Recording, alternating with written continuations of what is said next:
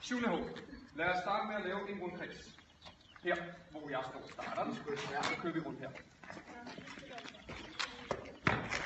Kan vi lige få lukket hullet herovre, så går vi bare lidt til der sammen her. Godt. Tag hinanden i hænderne. Og slip igen.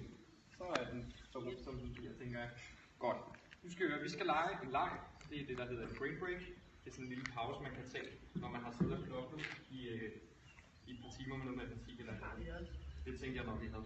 Det går ud på lege noget skift. Jeg starter med at lave en øvelse. Det kan være at banke mig selv på brystet. Imens jeg laver den, så står jeg bare og kigger på. Så siger jeg skift. Så begynder jeg at lave et eller andet. Det kan være at pille mig selv i håret. Og i det jeg siger skift, så skal I lave den øvelse, jeg lige har lavet. Så den jeg laver, må I ikke lave. Så hvis I laver det samme, som jeg laver, så er man død. Så man skal huske, hvad du lavede før? Man skal huske, hvad jeg lavede før. Og jeg kommer til at sige skift et par gange, og så tænker jeg, at vi også skal prøve, at en af jer kommer til at være instruktør. Nogen, der har lyst til det. Okay? Ja. Er I klar? Ja. Jeg starter. Kør bare videre, det er skift! Og skift! Skift!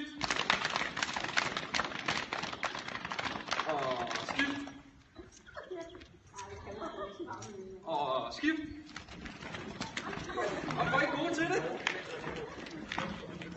Og skift! Og skift! Og skift!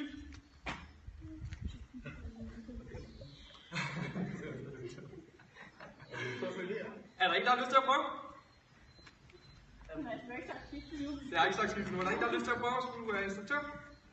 Det er fedt. Jeg har nybrød, hvad det gør. Det er fedt. Vil I prøve? Vil du prøve? Okay, du starter med den der.